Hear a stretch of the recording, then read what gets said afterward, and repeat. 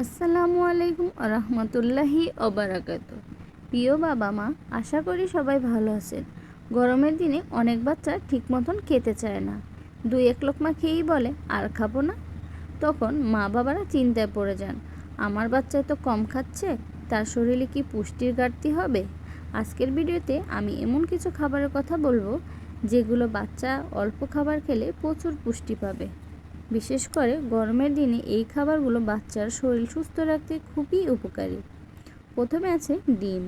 ডিমে রয়েছে উচ্চমানের প্রোটিন, যা বাচ্চার শরীর ও গঠন মস্তিষ্কে বিকাশে সাহায্য করে। প্রতিদিন একটি ডিম বাচ্চার জন্য খুবই উপকারী। এরপর আছে দই। গরমের দিনে দই শুধু শরীর ঠান্ডা রাখে না, হজম শক্তিও ভালো রাখে। যারা খেতে চায় না তাদের জন্য দই একটি চমৎকার খাবার। এখন আসি কলা। কলা এমন একটি ফল যা অল্প খেলে শরীরে অনেক শক্তি দেয়।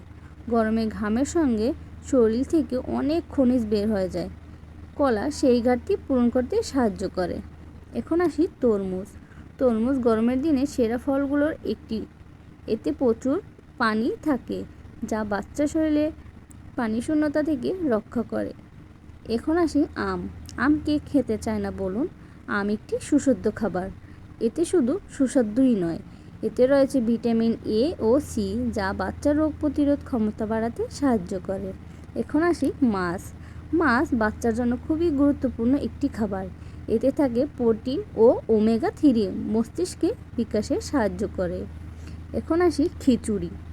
খিচুড়ি এমন একটি খাবার যেখানে চাল, ডাল, সবজি, ডিম বা মাছ একসঙ্গে দেওয়া যায়, ফলে এক বাটিতেই অনেক পুষ্টি পাওয়া যায়। এখন বলবো বাদাম এবং মিষ্টি আলুর কথা। বাদাম এবং মিষ্টি আলু বাচ্চার শক্তি ও পুষ্টির চাহিদা পূরণের দারুণ কাজ করে, তবে ছোট বাচ্চার বাদাম গুঁড়ো করে খাওয়ানোই ভালো।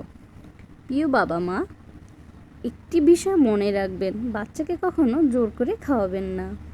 একেবারে বেশি না দিয়ে অল্প অল্প করে কয়েকবার খাবার দিন। খাবার সুন্দর করে সাজিয়ে দিলে বাচ্চা খেতে আগ্রহ বাড়ে। সবশেষে বলবো, গরমের দিনে বাচ্চা কম খেলে ভয় পাবেন না, শুধু খেয়াল রাখুন সে যেন পুষ্টিকর খাবার খায়। ডিম, দই, মাছ, কলা, তরমুজ, আম, খিচুড়ি ও বাদাম নিয়মিত খাওয়ালে অল্প খাবারে বাচ্চা ভালো পুষ্টি পাবে ইনশাল্লাহ। ভিডিওটি ভালো লাগলে লাইক, কমেন্ট, শেয়ার এবং সাবস্ক্রাইব করতে ভুলবেন না। আসসালামু আলাইকুম ওয়া রাহমাতুল্লাহি ওয়া বারাকাতুহু।